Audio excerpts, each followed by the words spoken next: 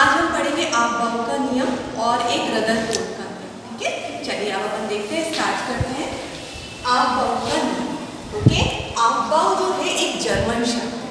क्या है? जर्मन शब्द। ठीक है, इस नियम के अनुसार इसमें ये चीज बताई गई है कि जो इलेक्ट्रॉनों का भरना होता है किसमें, उपकोषों में। यहाँ पर अपन उपकक्षक लेते हैं, जैसे अपना पी कक्षक है, तो ये जो होते हैं ये पूरा एक कक्षक हो गया, पी कक्षक। अब इसमें ये जो है एक उपकक्ष है, दूसरा उपकक्ष है, तीसरा उपकक्ष। ठीक है, तो ये जो उपकक्ष होते हैं उनमें इलेक्ट्रॉनों का जो भरने का क्रम होता है वो बढ़ती हुई ऊर्जाओं के अनुसार होता है। ओके, ये नियम है, किसने दिया है? वैज्ञानिक, ये आपबाउ जो है उन्होंने दिया है, जो कि जर्मन भाषा का शब्द है। इसमें क्या होता है, जो इलेक्ट्रॉनों का भरने का क्रम होता है वो ऊर्जा के बढ़ते हुए क्रम में होता है। यहाँ पर मैंने एक इलेक्ट्रॉनिक विन्यास लिख दिया है, आप देख रहे हैं Zn। ठीक है, इसका परमाणु क्रमांक कितना होता है? 30 होता है।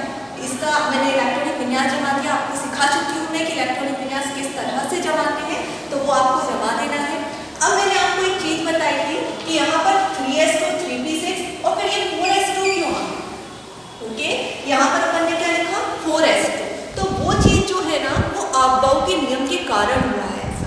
ओके, क्यों? अब मैं निकालना सिखाती हूँ आपको। जो आपबाउ का नियम होता है ना वो n+l रूल को फॉलो करता है। कौन सा रूल? n+l। ओके, अब यहाँ पर हम देखें इन तीनों का हम n+l रूल फॉलो करते हैं, इनमें इन तीनों में ही करती हूँ मैं।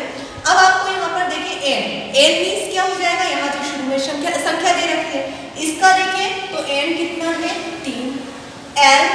l की वैल्यू मैंने आपको जब क्वांटम संख्या निकालना सिखाई थी तो मैंने बताया था l की value s, p, d, f।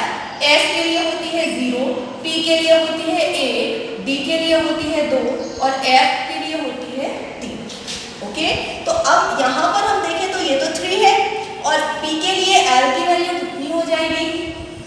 p के लिए l की वैल्यू कितनी है? 1। तो यहाँ पर आप क्या लिख देंगे? 1 लिख देंगे। 3 में 1 प्लस किए तो कितना आ गया? 4। ओके, अब मैं इसका ले लूँ, n+l रूल इसमें फॉलो करूंगी। यहाँ पर कितना है? 4। n की वैल्यू कितनी है? 4 और l की वैल्यू s के लिए क्या हो जाएगी? 0। तो यहाँ पर क्या हो गया? 0। तो कितना आ गया? 4। ओके, अब हम इसके लिए भी देख लेंगे एक चीज। तो यहाँ पर ये इसकी वैल्यू कितनी है? 3। n की वैल्यू कितनी हो गई? 3 और d के लिए l की वैल्यू कितनी हो जाती है? 2। तो यहाँ पर हमने लिख दिया 2 और 3 और 2 कितने हो जाएंगे? 5। यानी आप देखें तो यहाँ पर हम देखें 3p में तो कितना हो रहा है? 4 और 4s में भी कितना हो रहा है? 4। और लेकिन 3d में अगर हम देखें तो ये वैल्यू क्या हो गई? बढ़ गई। इसीलिए हमने 3d 4 से पहले नहीं लिखा।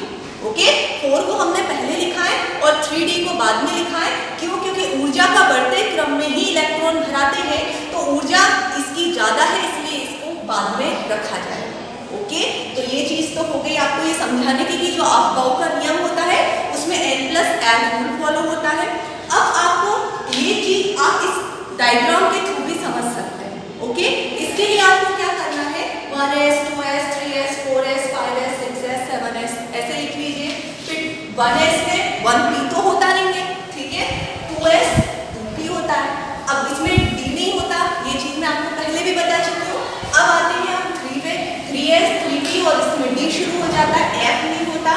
f की शुरुआत होती है चौथे कक्षक से, ठीक है, s p d f, s p d f, s p d f। तो इस तरह से आपको सबको जमा लेना है।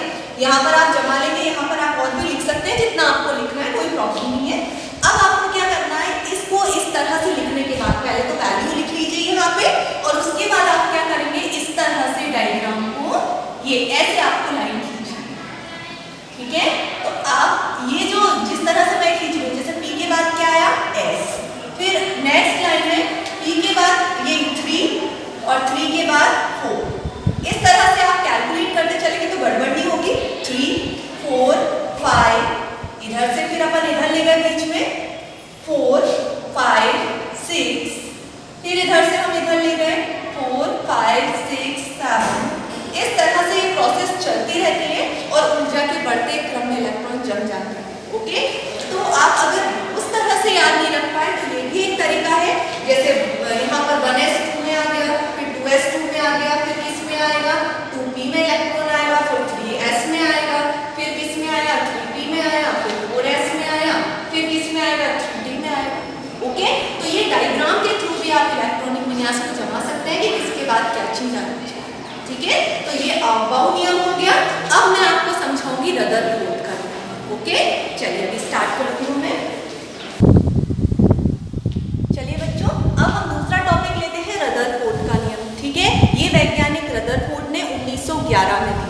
ठीक है।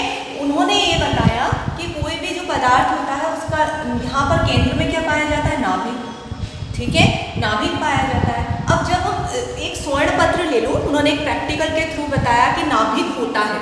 उन्होंने जैसे अपन पहले ये मानते थे कि एक परमाणु है, सबसे छोटी इकाई है, लेकिन उन्होंने ये क्लियरिफाई किया कि नहीं, बीच में एक ठोस पदार्थ होता है जिसे हम नाभिक कहते हैं, वो पाया जाता है। तो उसके लिए उन्होंने एक प्रैक्टिकल बताया, ठीक है। उन्होंने एक स्वर्ण पत्र लिया, स्वर्ण पत्र लेने के बाद उसमें उन्होंने अल्फा कणों की बौछार की। ये किसकी बौछार की जा रही है, अल्फा कणों की, ठीक है।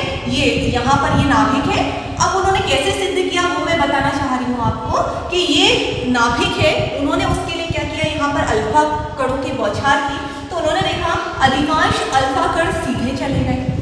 ओके, अधिकांश अल्फा कण आप देख रहे हैं ये कैसे जा रहे हैं, सीधे, वो अपने मार्ग से विचलित नहीं हो रहे। ओके, अब क्या हुआ, कुछ अल्फा कण यहाँ से आगे, यहाँ से वो यहाँ पर आए अल्फा कण, और यहाँ से वो नाभिक से टकराकर ये विचलित होकर इधर चले गए।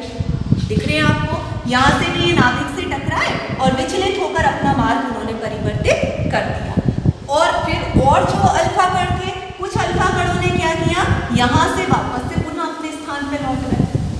ओके, तो अल्फा कणों की तीन स्थिति उन्होंने देखी कि कुछ तो अल्फा कण सीधे सीधे चले गए, कुछ अल्फा कण अपने मार्ग से टकराकर यहाँ से वो विचलित होकर अपना रास्ता चेंज कर लिया, और कुछ अल्फा कण जो थे वो यहाँ से टकराए और वापस अपने मार्ग में पुनः आ गए। ओके, तो ये जो तीनों चीजें हैं उससे क्या सिद्ध हुआ, तो सबसे पहली चीज जो सिद्ध हुई, अधिकांश, सबसे ज्यादा तो वो सीधे निकल गए, उससे पता चला कि अधिकांश भाग जो होता है, जो स्वर्ण पत्र लिया है उसका अधिकांश भाग कैसा है, खोखला।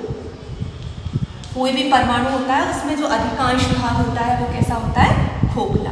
क्यों, क्योंकि अधिकांशता जो कण है वो सीधे निकलते जा रहे हैं। ओके, तो उससे ये चीज सिद्ध हो गई।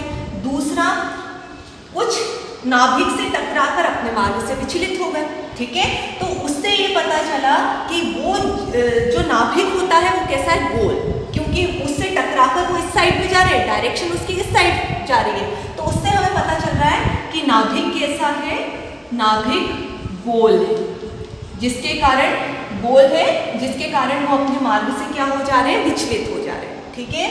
तीसरी चीज, कुछ अल्फा कण यहाँ पर टकराए स्वर्ण पत्र के ये नाभिक से और वापस पुनः अपनी उसी पोजीशन पर वापस लौट आए।